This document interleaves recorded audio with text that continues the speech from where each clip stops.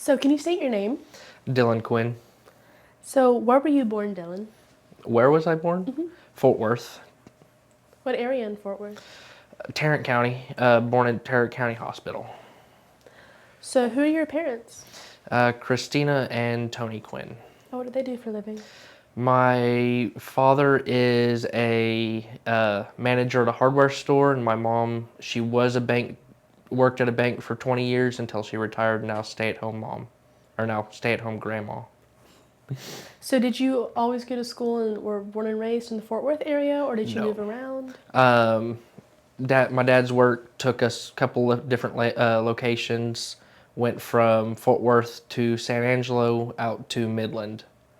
Okay, so did you go through like different elementary schools, middle schools while you were doing that? All the above. All of the above. Yep. Okay, tell me a bit more about that.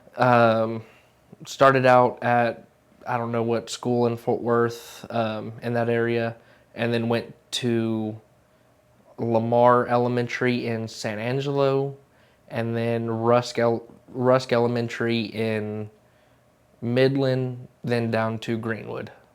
And did you finish out your schooling at Finished Greenwood? out in Greenwood. So after senior year, what was your next steps? Um, Everybody else was always oil filled, especially in that area of Midland, and I saw no other path than going to military. Okay. Did you have any jobs before that, like when you were in high school or anything? Yes, I had a few different jobs, odd and end jobs, and then the one that I had my entire senior year was I was working at Academy Sports and Outdoors as a gun counter sales. Did you enjoy that? I loved it. It got me around guns all the time. So when did you join the military? Actually, the day of my mom's birthday was the day I shipped out, July 7, 2019. And then drafted, enlisted, or did you commission? I enlisted. July of 2018, the summer of before my senior year, Okay. and I spent the entire year in the delayed entry program. And then I shipped out July 7. And what branch did you serve in? The United States Marine Corps. Is there a particular reason that you chose to enlist? I didn't see another option. Everybody always chose to either go to college or to just go straight into work, and I I always felt that I needed to serve people, and to protect people. That's always been who I've been, so I chose to go into the Marine Corps. And was there a reason it was Marines over the other branches, or? Actually, not really. I was going to go into the Air Force. That's the branch that I looked at first. But the Air Force recruiter was kind of an asshole, to say the lamest terms. And he told me to go see Amarillo, which was 4 hours away. And so I was like, no, I'm not going to do that. And the Marine Corps recruiter stuck his head out and goes, hey, big dog, what are you up to? And we sat and talked to him for 4 hours that day. And within the very next day, I was signing the paperwork. I see. Oh, that's quite interesting. Did you receive any training or schooling while you were involved with like getting enlisted into the Marines? No, I was still in high school, still working at Academy. So all of it was just the delayed entry program, which the delayed entry program is you once a week you go work out with all the, we call them pulleys. You go work out with all the pulleys, and then once a month you do a big event. Usually it's a massive PT or a massive just fun time thing. Like one of the times we went bowling. So after graduation, did the way it was structured with the Delayed entry program? yes, did it alter after graduation before you were sent off, or? No, Okay. it all stayed the same. That never changes. They do that because everybody's in there. No one knows when you're going to ship out other than you and your recruiter. Through the program and plus your senior year, was there like a vivid memory that stands out? The most vivid memory would probably be we had drill instructors come out when we were in the delayed entry program to like kind of get us prepared. It's a once a year thing that they do. Drill instructors go to every delayed entry program RS. So I was RS Amarillo, RSS Odessa.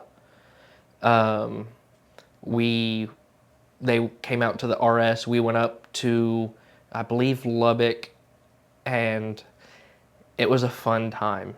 They definitely gave us a awakening of what boot camp was gonna be. What does RS stand for? Honestly, I don't know. Okay. Is there something that was like the best part and then something that was the worst part of the program that you experienced? The best part was probably me being in a leadership position. I was the guide of the RSS, but also the worst part would still be being the guide because you have to deal with everybody's stupidity and you have to be the one to correct it or take the punishment. So, as guide, what did that entail? Getting the RSS on information on time, making sure everyone was accounted for, making sure if they weren't there, where they were and why they had a valid reason, they weren't just asleep, and then reporting to our recruiters saying everybody's here, everyone is accounted for, we're ready to go. So, after your program, what was like your first assignment that you went to? So that would be probably boot camp is what you're probably referring to. Okay. So I went to boot camp in San Diego.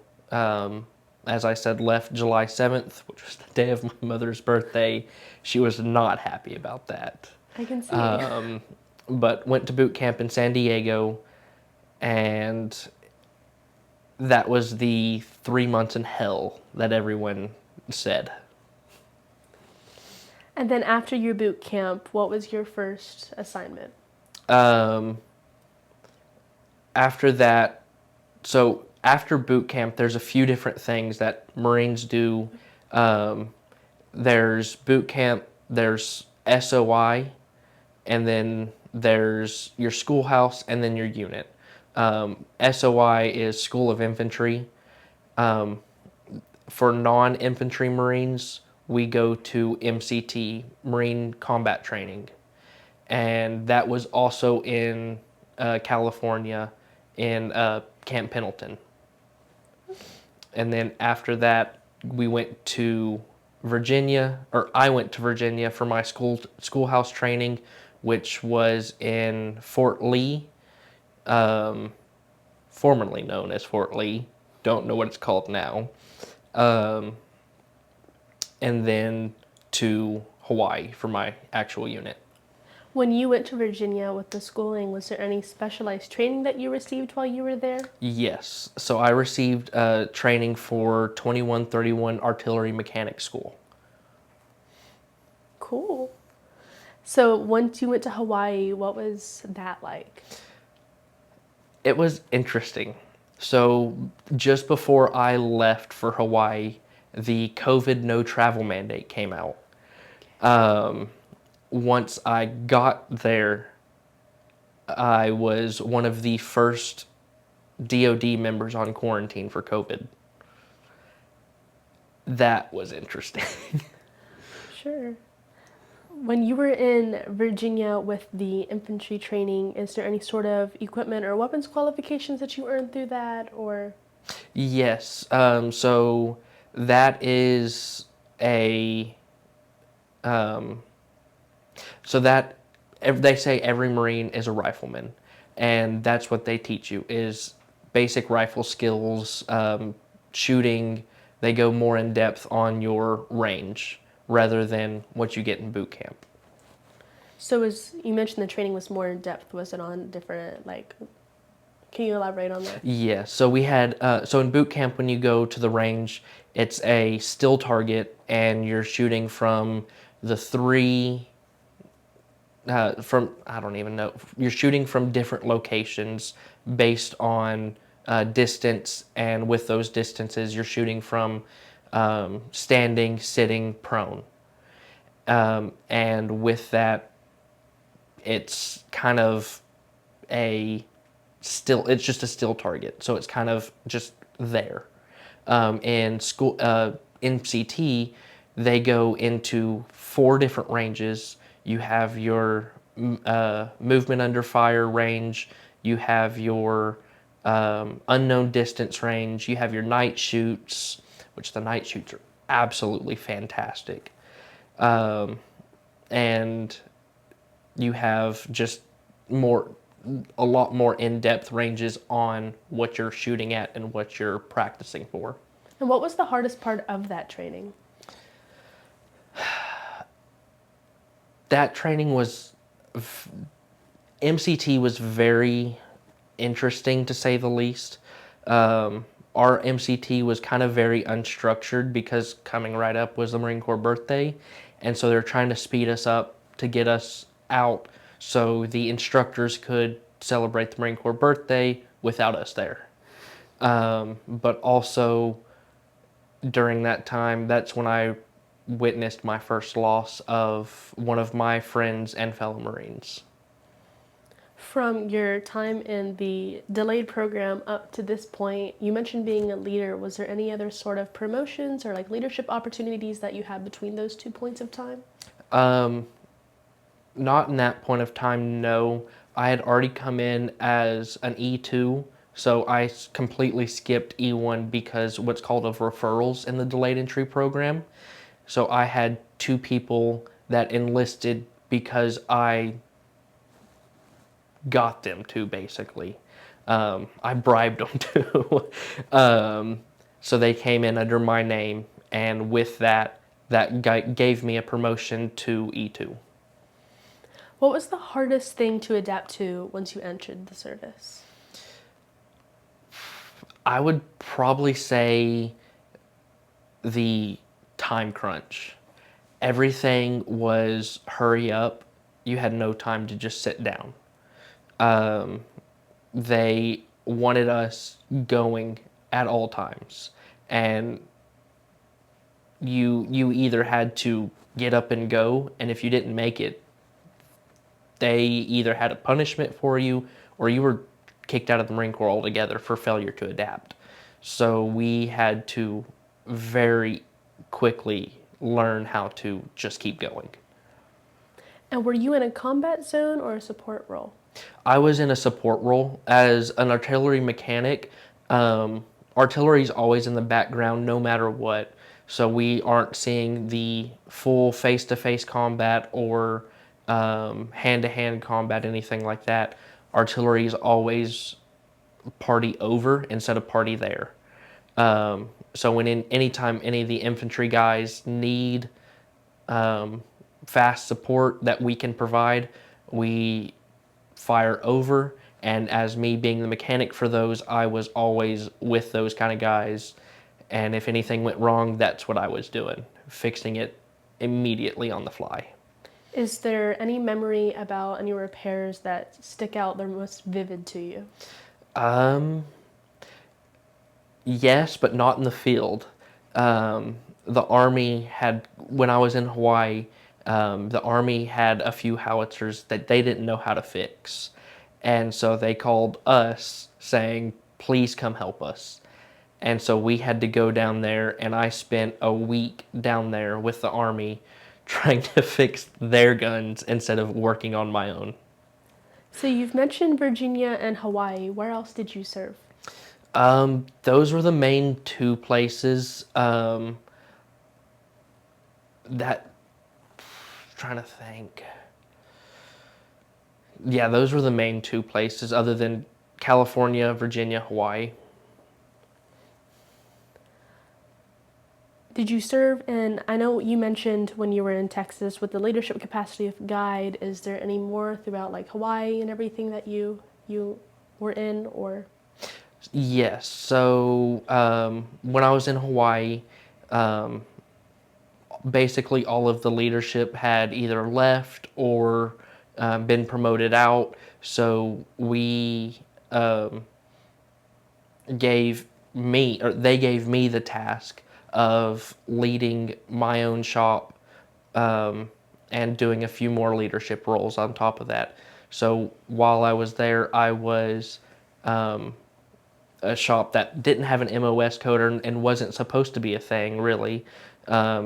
It's called additive manufacturing, which is basically 3D printing. And so I was in charge of that shop. And in that shop, I had two Marines under me that would work. And we would all kind of rotate in for a while. But when I first started the shop, it was just me. So I had to rebuild every single 3D printer because they were all destroyed, because the people didn't know how to use them. I didn't even know how to use them. I had to YouTube everything. And so I rebuilt every single one of those 3D printers that we had, brought them back up to maintenance capacity, and started. The biggest project I did with that was 3D printing medical headbands for the medical facility that was on Hawaii. And then once I got those other two Marines, I trained them on how to run the machines, how to do everything, and they started helping me out with that. Another thing that I did was I was the safety guy around the battalion. So especially my shop, I would have to go do safety checks, make sure all fire extinguishers were not expired, make sure we had drain to ocean grates right there, make sure no oil was going into those drained ocean grates, make sure all the fluids and stuff was put up into a hazmat locker, stuff like that. Is there a memorable incident that you would like to share that you experienced? Memorable incident. In what capacity? Either. Anyway, a good one, maybe a not so great one that sticks out to you. Not that I'm aware of currently. Not that I can think of. There was a lot of different instances where I had to fix stuff or had to jump someone's ass or just be there.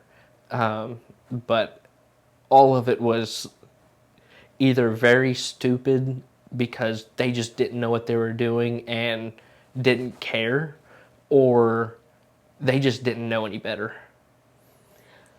Were there any friendships that you made along the way? Oh, absolutely. Made a lot of good friends, and most of them I still keep in touch with today. And made a lot of people I didn't care for. But even then, it's a brotherhood. Even you're working around each other, you live around each other.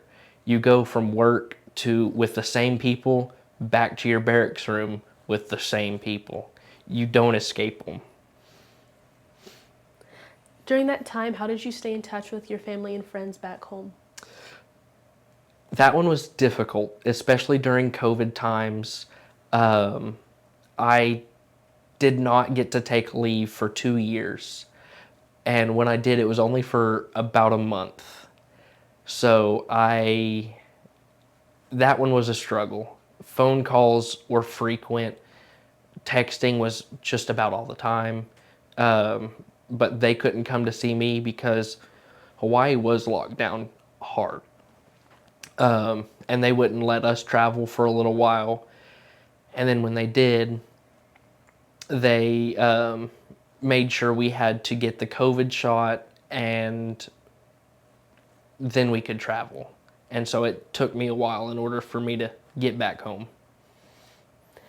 During your off-duty time or recreational time, what did you do?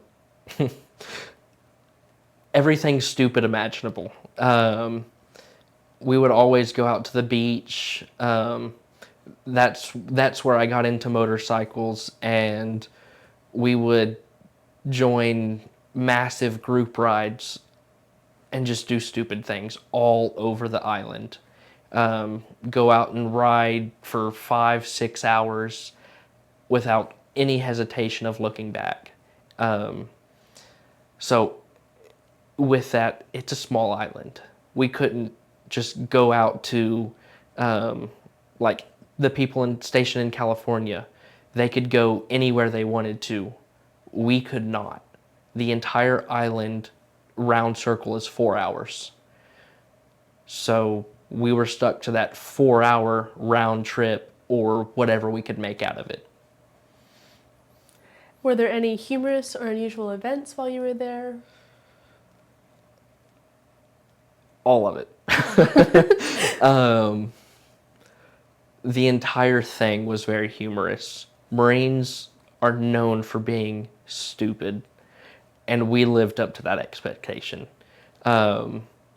We would be jumping off of third deck with mattresses at the bottom. We would be drinking until we were blackout drunk. We would be just anything and everything that we could do, we did it. And throughout all of your service, what was the best part of your experience? The camaraderie, the friendships, and the brotherhoods that you make. Because we are all so far away from our families, we had to basically build our own family. During the times of holidays, I didn't leave. So the battalion would come together and make, for any like Thanksgiving, Christmas, they would make meals for the people in the barracks. So all the higher ups that were married and had families would get together and cook turkeys, hams, all sorts of sides, and bring them to the barracks and just let us eat and have a feeling of family again. Do you recall the day that your service ended? Yes, I did not want it to end. So I was medically retired out of the Marine Corps. When that happens, it's up to the Marine Corps. They don't let you extend out to your full EAS, or at least in my case, they didn't. So I was waiting on a new EAS date, end of service date.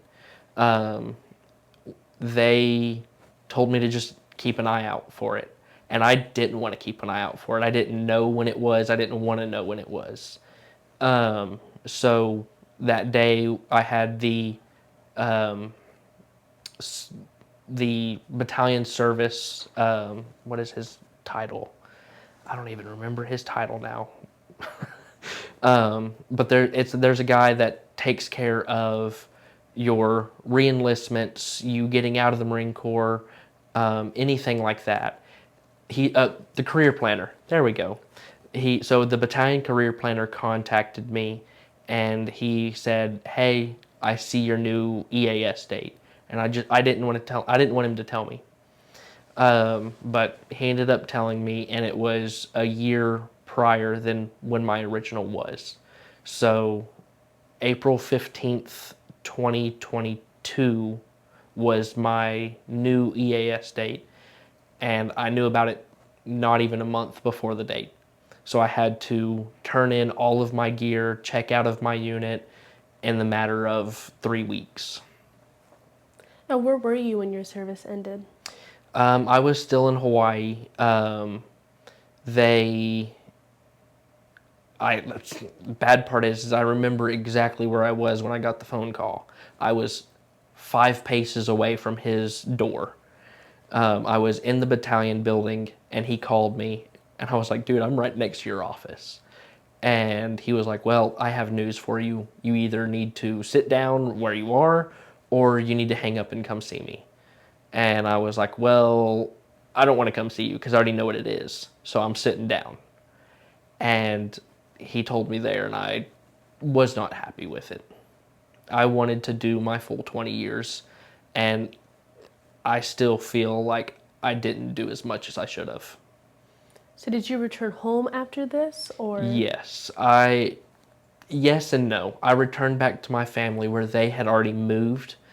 So they moved from Midland when I was in the service, and they moved up to Eastland. So I moved up there with them to Eastland, and that was a very big change. Were you received well by your family and community? Yes and no. Okay. My mother was not happy with it either.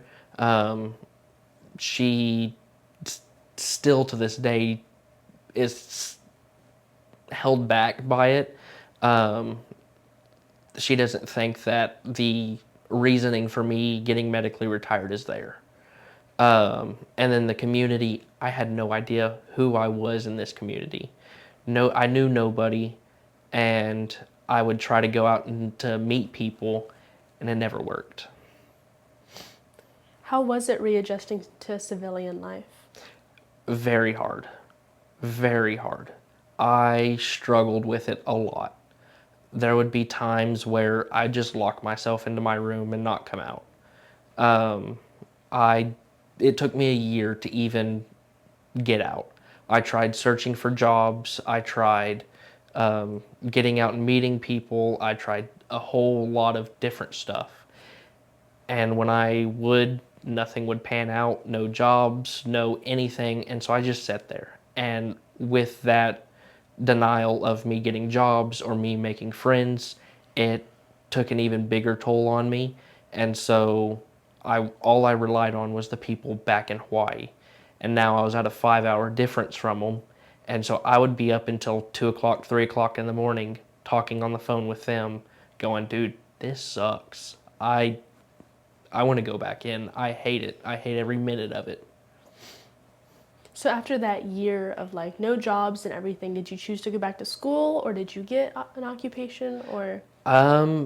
After that year, I finally came to terms with myself, and my mom had been pushing me. She's just like, you have your government benefits.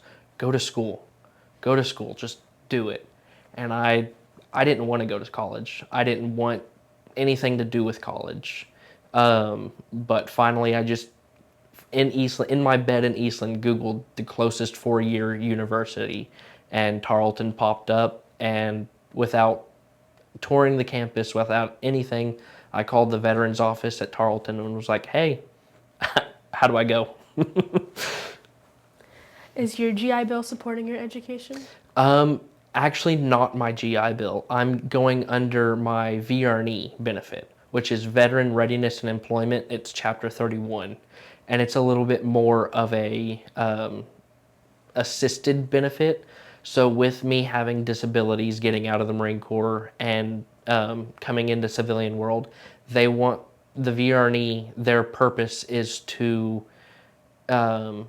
make sure you get a job that doesn't hinder your life or make those disabilities worse. And so I had to do a lot of research into what degree plan that I was going to go into and make sure that they accepted it. You mentioned earlier that you're still pretty close with a lot of your guys from Hawaii. Is there any one in particular that stands out to you? Probably Cav or Lee. So of course those are last names, but me and them, we are very close. Lee was, he was an interesting man. He was 18 and looked like he was 10. So he was like my little child. He was one of the ones that I was in charge of in the 3D printing shop, and also I was in charge of him with the artillery. He was one of my very good boots.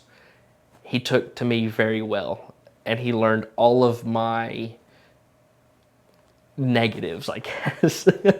I was not the best Marine in that sense.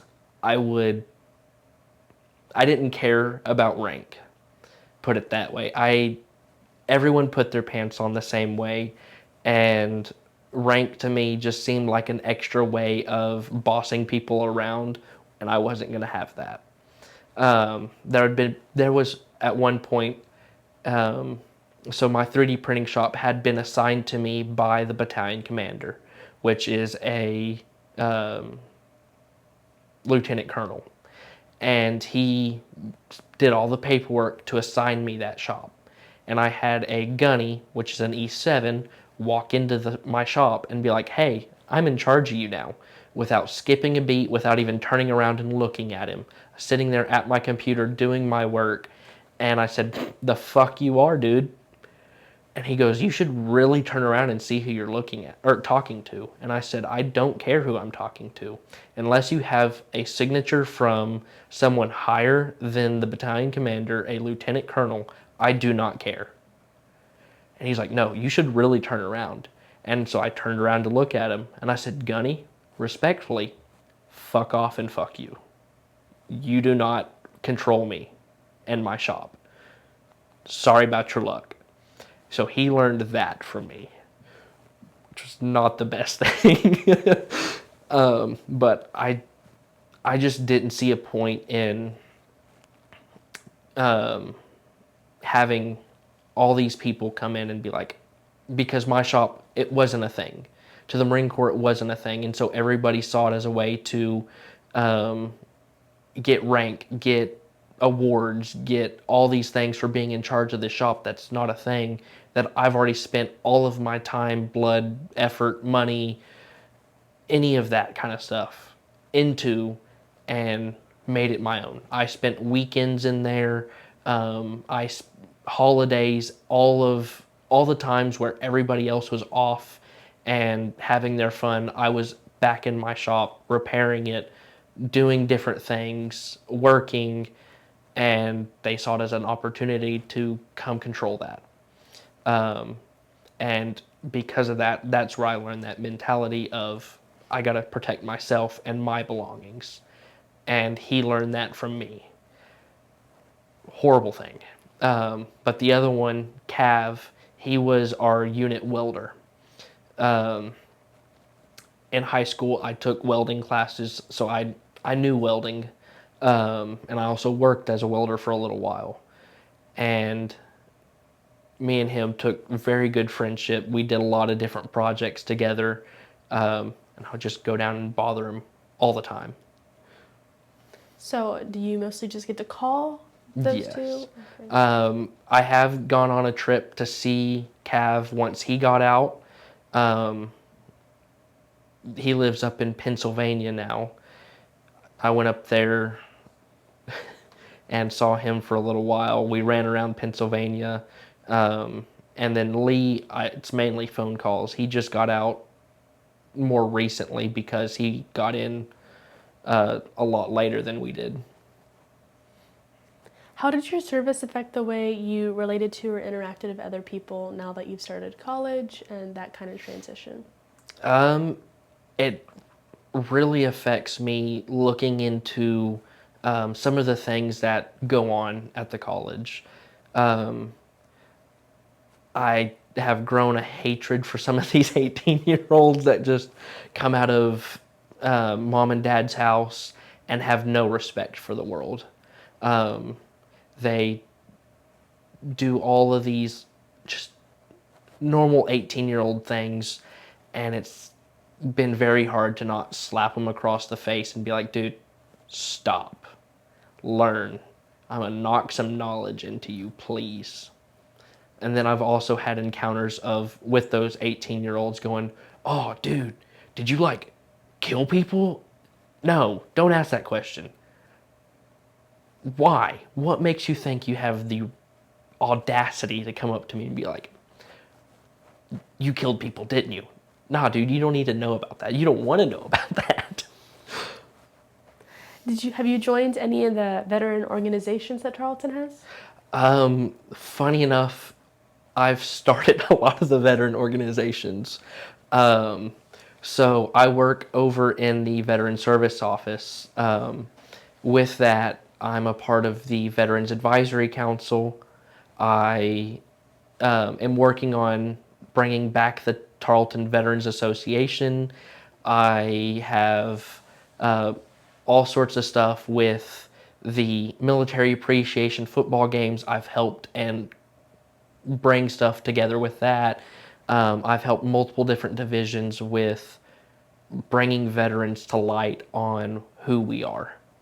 And do you enjoy doing all of that? That is probably one of my biggest passions. If things go right, I would probably say I will stay here at Tarleton and most likely help veterans on campus, because when I came, the treatment wasn't the best, but it has grown a lot. And because of that, because of what I've done with other people and other offices and divisions, I have seen the growth that we've had, and I want to continue growing with it. How did your military experiences affect the way that you view and live your life today? Um, because of some of the things I've experienced and been through, my head is always on a swivel. I have been called racist because I'm profiling someone, not because of who they are, but because of what they're wearing. Because baggy clothing means, oh, they could have firearm, they could have, different things on their body that are a detriment. And so I watch different people. On top of that, I am always alert with any situation. Loud noises. I hate fireworks. I have to mentally prepare myself for fireworks, and even going to the football games with the cannon. There's a lot of different things that me, excuse me, sorry. There's a lot of different things that me as a person, I now look out for and watch more for. Are there any life lessons that you gained through that you apply today? Always be flexible. There was one thing that always was a quote to me that always stood out from my gunny told it to me. It's life is full of twists and turns. It's like a boxing match. You're gonna get hit. You're gonna go down. It's up to you how you take the punch. Are you gonna get back up? Or are you gonna sit there on the ground and just accept it? How has your military service impacted your feelings about war and the military in general? Honestly, with that, I still want to go back in. I would give everything. I would give everything up to go back in. Like I said before, I don't feel like my service completed itself. I would do anything and everything in my power to go back in if I had the opportunity. Is there anything that you want future generations to know about your military service? Not mine in particular. I didn't do anything. But there is other people out there that did a whole lot more than me. Look at them. You have all your famous military members.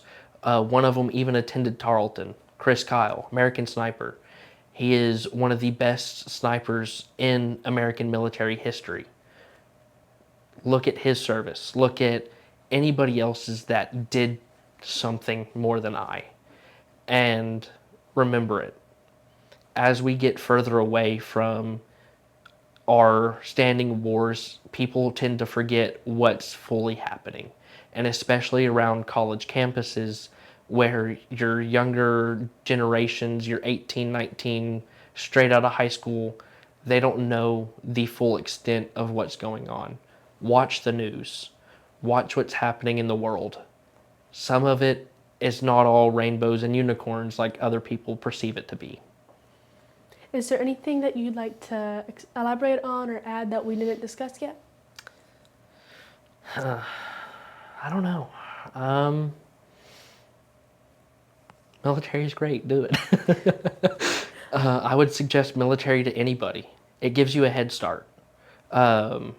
My cousin actually just went into the Air Force. He graduated at 21 years old. He was held back twice in school because of different traumas that he had in his life. And now he's in the military, and I've done everything in my power to help him get where he needs to be. And now he's got an amazing job. And when he gets out of the military, if that's what he chooses to do, he'll be getting out making $100,000 plus a year, working for any three-letter agency he wants. What would you like people to remember about your story? Um,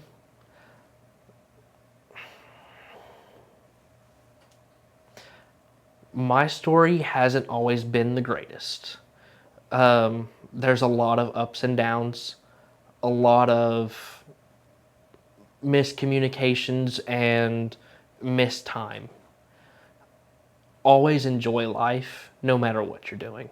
There was a lot of it that I did not enjoy because I was too caught up in myself and what was going on with me that I didn't get out. I didn't do the fun things of Hawaii. And when I did, I realized, why didn't I do this before? So get out, enjoy wherever you are, and make friends, make family. There's no other time like it. Well, thank you for taking the time to share your military experience. Of course, thank you.